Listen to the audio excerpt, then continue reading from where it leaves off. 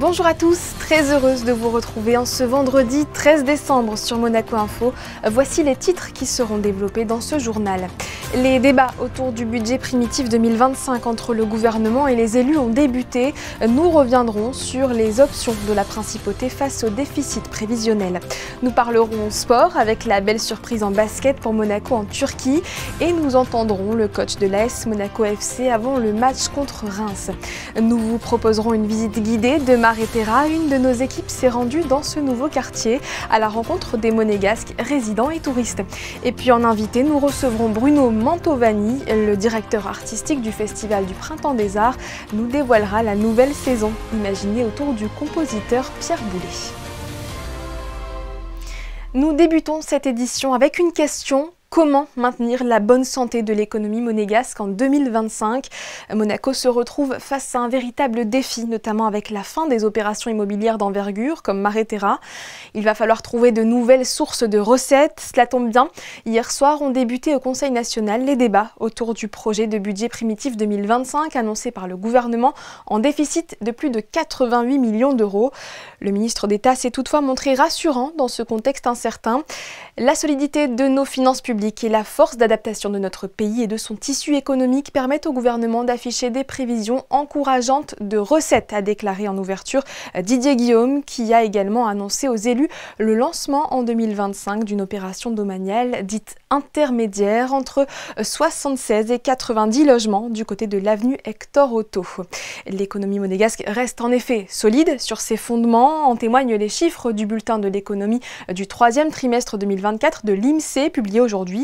Pour la première fois, le volume global des échanges commerciaux dépasse les 3 milliards d'euros et les 65 000 emplois sont atteints après une hausse de près de 5%. Ouvrons une page sport avec du basket d'abord et les Monégasques ont sorti le grand jeu en Turquie en s'imposant 99-69 face au Fenerbahçe hier soir. Une nouvelle prestation XXL pour cette 15e journée d'Euroleague après la victoire au Panathinaikos la semaine dernière, portée par un Mike James des grands soirs, 21 points, 5 passes, 2 rebonds. La Roca Team a livré un véritable récital du début à la fin, en imposant aux Turcs leur plus large défaite de la saison. Souvent fébriles en défense depuis le début de la compétition, les Rouges et Blancs ont su rassurer des deux côtés du panier. Ils envoient un message fort à leurs futurs adversaires en s'emparant de la 2e place d'Euroleague à seulement 2 points de Paris. L'équipe portée par Spanoulis affiche clairement ses ambitions au titre avant son prochain rendez-vous demain à 20h30 avec la réception du Portel en Betclic Elite. L'actualité autour du ballon rond cette fois avec le déplacement à Reims pour l'AS Monaco FC demain pour le compte de la 15e journée de Ligue 1. Un match ô combien important pour les joueurs d'Adi Hutter. Les Monégasques actuellement 3e comptent 5 points de retard sur le leader PSG. Ils affronteront Paris justement mercredi prochain. En attendant, il s'agit de rattraper leur retard juste avant la trêve hivernale. First of all, when we want to go closer to Paris, we have to win this game in Reims. That's the first thing what we have to do. This is our task for the game tomorrow, and then we will see. But you're right that we are an ambition club, that our players are ambitious, that the coach is ambitious for sure. But first of all, after the defeat in Arsenal, it's the most important thing. It is we have the freshness for this game tomorrow, and it's a tough game. Also, they have their qualities at home, and also we have to give a. Or we have to bring a good performance. Coup d'envoi du match à 21h. C'est grâce à son engagement en faveur du basket, du football et de bien d'autres disciplines que Monaco vient d'être désigné capitale mondiale du sport 2025. La principauté succède ainsi à la ville de Sofia en Bulgarie avec ce label qui reconnaît la politique du gouvernement envers le développement et la promotion du sport. Sur l'image que vous voyez, l'ambassadeur de Monaco en Belgique, Frédéric Labarrère, s'est vu remettre hier à Bruxelles le drapeau symbolique de l'Association des capitales et villes européennes du sport, organisation reconnue par la Commission européenne et partenaire officiel de l'UNESCO. Monaco à l'international toujours avec ce déplacement à Andorre. Valérie Bruel-Melchior, ambassadeur de la principauté de Monaco, a présenté ses lettres de créance à l'archevêque Johann Henrik Vives Sicilia, coprince épiscopal d'Andorre. Cette rencontre était également l'occasion de rappeler les liens profonds qui unissent les deux principautés, tant par l'amitié que par le partage de leurs valeurs. Entrepreneurs, politiques, magistrats, experts comptables ou encore universitaires, ils étaient réunis ce matin autour d'un colloque sur le droit des entreprises à Monaco, organisé au One Monte-Carlo par l'Institut monégasque de formation aux professions judiciaires. Il s'inscrit à la fois dans l'actualité française et monégasque, comme nous l'explique Vanessa Dessy sur des images de Jean-Alexandre Dordet. Dans un contexte où la principauté cherche à renforcer son attractivité internationale, ce colloque met en lumière les enjeux de gouvernance, de conformité et d'innovation. L'objectif, adapter les structures juridiques aux besoins croissants des investisseurs, tout en préservant les spécificités du cadre monégasque. Un rendez-vous clé pour façonner l'avenir économique et juridique de Monaco. Et le droit des sociétés, c'est le premier outil dont on peut disposer en matière de lutte contre le blanchiment, financement du terrorisme bien entendu, par les sociétés qui peuvent s'interposer, faire écran pour éviter que l'on ne retrouve l'origine des fonds qui sont utilisés. Un droit des sociétés modernes, beaucoup plus transparent, beaucoup plus souple, permettra, je l'espère, de contribuer à la lutte sur laquelle, comme vous le savez, le gouvernement monégasque et le secrétaire d'État à la justice sont fortement engagés depuis maintenant plusieurs années et pour moi depuis plusieurs mois. Véritable pilier de l'économie monégasque, la Société des Bains de Mer s'illustre par sa capacité à s'adapter aux évolutions du droit des sociétés. Avec un modèle de gouvernance exemplaire, elle conjugue tradition et modernité afin de répondre aux exigences réglementaires en garantissant sa place stratégique. La SBM se doit d'être exemplaire parce qu'elle est évidemment détenue majoritairement par l'État monégasque, parce qu'elle a le monopole des gens en principauté et parce qu'elle est aussi le premier employeur privé à Monaco avec 5000 salariés en période de haute activité. C'est une donnée incontournable aujourd'hui, il faut donc en faire un atout.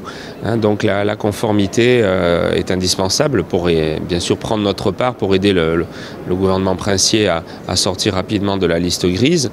Et donc il faut se dire que cette contrainte doit devenir un atout. Nous devons être notamment le casino le plus exemplaire au monde en matière de lutte contre le blanchiment d'argent.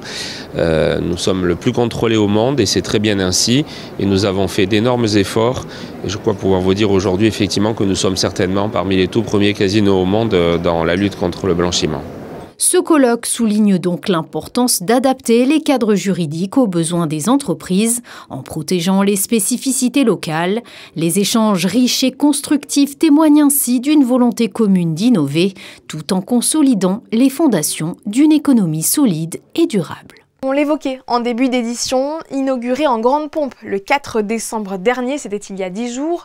Depuis, Mare Terra accueille ses premiers habitants et promeneurs. Comment s'approprie-t-il ce nouveau quartier gagné sur la mer et qu'en pense-t-il? Gaëtan Lebrun et Sylvain Péroumal sont allés à leur rencontre et nous proposent au passage une petite visite guidée. Mare Terra, le nouveau quartier de luxe de la principauté, se veut être un exemple d'urbanisme et de développement.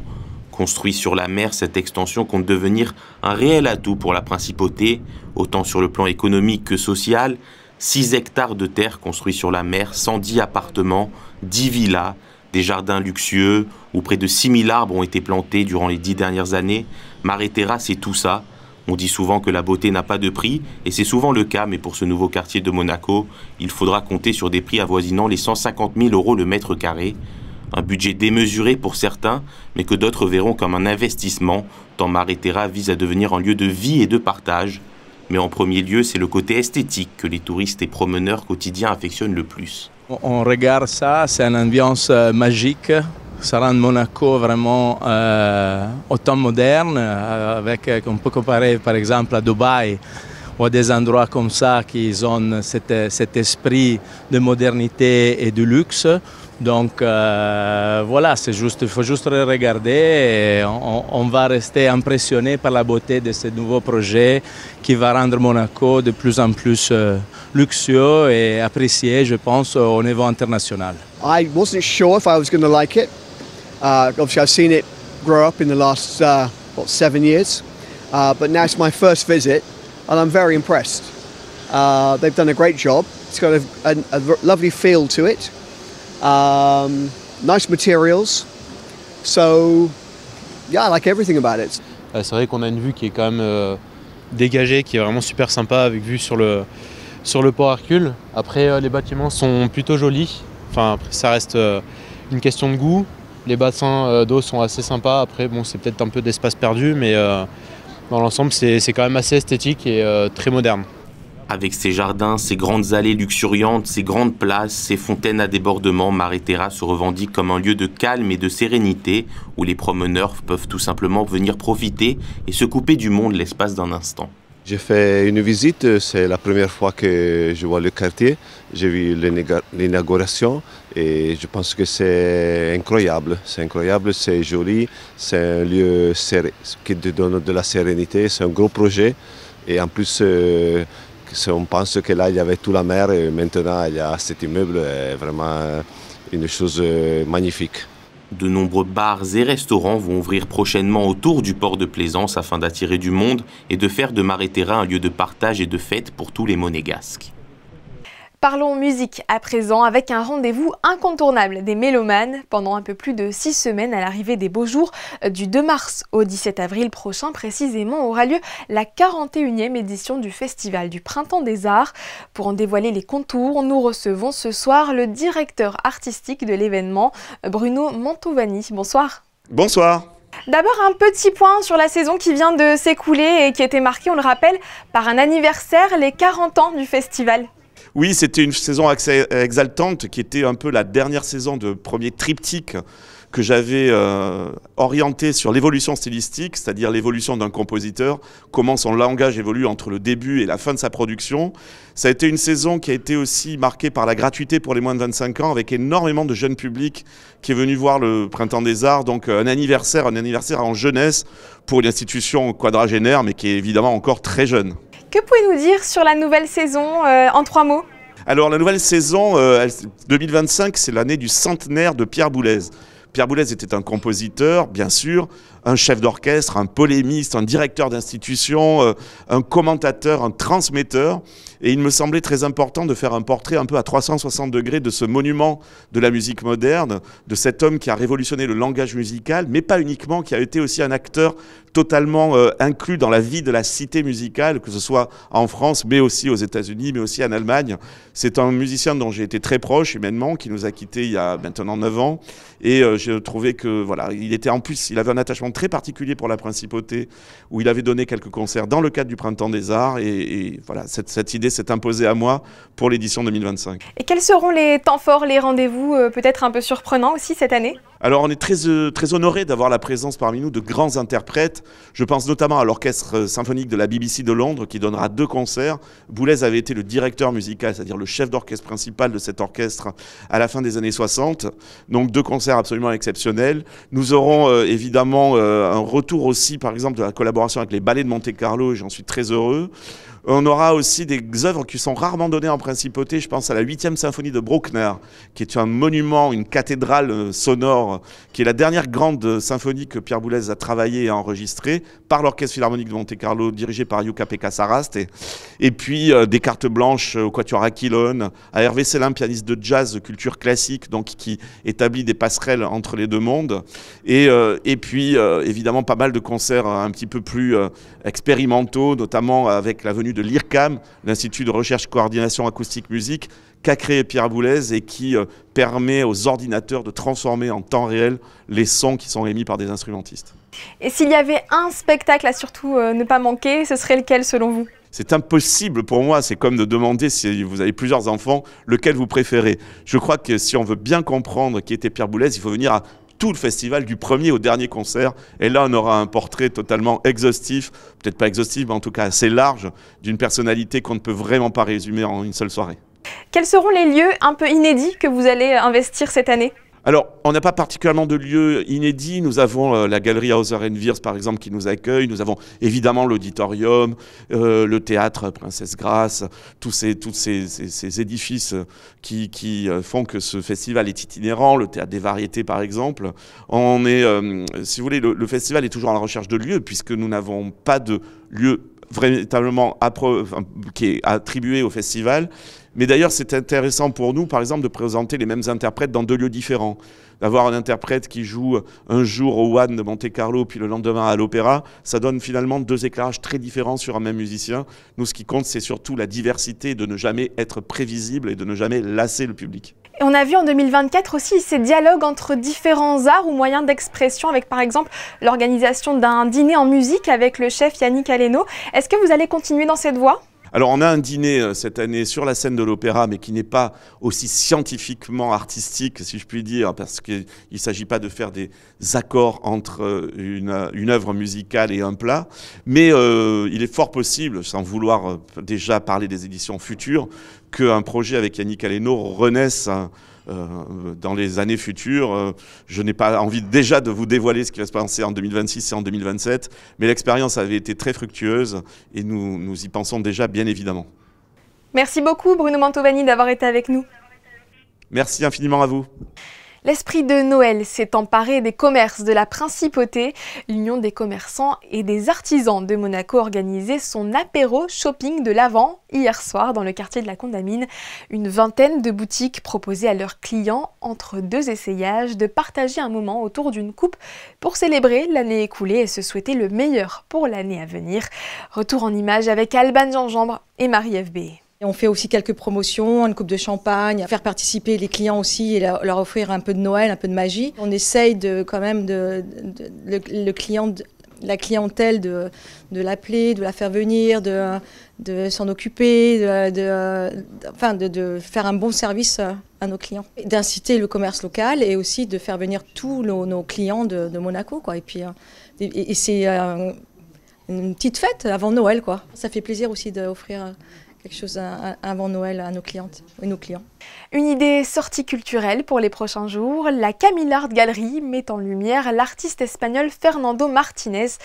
Ses plus belles peintures, mais aussi de nombreux textes et chansons au goût satirique et humoristique sont à découvrir avenue Princesse Grace. En voici un avant-goût avec Gaëtan Lebrun et Thomas Deus. Du lundi au samedi de 10h à 19h30, vous pourrez découvrir l'exposition Los Colores de las Ideas du peintre Fernando Martinez Garcia. FMG s'inspire des grands peintres espagnols comme Picasso ou Dali pour créer des œuvres alliant tradition et modernité. Topographe de métier, Fernando utilise son amour des couleurs et des formes géométriques pour créer des œuvres vibrantes et capter l'attention du public. Je ne les vois pas comme peinture, je vois une énergie et une histoire qui sort de ces peintures. Et il ne prépare pas ses toiles.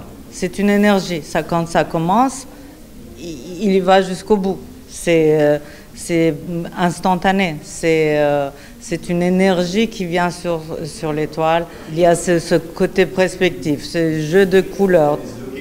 Tout est beau. On aime tout en lui. Son personnage, son travail, son charisme. Amateur d'art abstrait, Fernando Martinez Garcia est un artiste pluridisciplinaire. Il utilise l'écriture, la peinture et la musique comme moyen d'expression. En parallèle de sa carrière d'artiste peintre, FMG a publié près d'une trentaine d'ouvrages et écrit plus de 400 chansons. Il est aussi bon en peinture, qu'en sculpture, qu'en dessin. Il vit avec son art. Son oxygène, c'est son travail. Son travail qui est donc à découvrir jusqu'au 12 février prochain. On retourne au marché de la Condamine où Monaco a célébré la Corse hier soir. Vous le savez, la Principauté est jumelée à Luciana depuis 15 ans maintenant. Cette soirée était donc l'occasion de marquer cet anniversaire avec au programme un concert de chant corse, des dégustations et vente de spécialités culinaires de l'île de Beauté. Passons à vos prévisions météo et c'est avec vous Alban Gingembre, bonsoir. Peut-on s'attendre à une amélioration dans le ciel demain ? Bonsoir Sarah, bonsoir à tous. Oui, tout à fait, malgré un ciel qui restera assez nuageux, on peut s'attendre à quelques éclaircies demain après-midi en Principauté. Toujours un peu de vent mais pas de pluie et les températures fluctueront entre 9 degrés le matin et jusqu'à 13 degrés l'après-midi. Et en ce samedi 14 décembre, nous fêterons les Odile. Merci Alban, c'est la fin de cette édition, mais restez bien avec nous pour l'après-JT. Il est consacré aux grandes tendances en matière de design d'intérieur. Quant aux photos qui vont suivre, elles nous replongent au cœur de la présentation de la prochaine saison du Printemps des Arts. Cet instant immortalisé par Manuel Vitali au Théâtre Princesse Grace s'est déroulé en musique forcément. A tout de suite.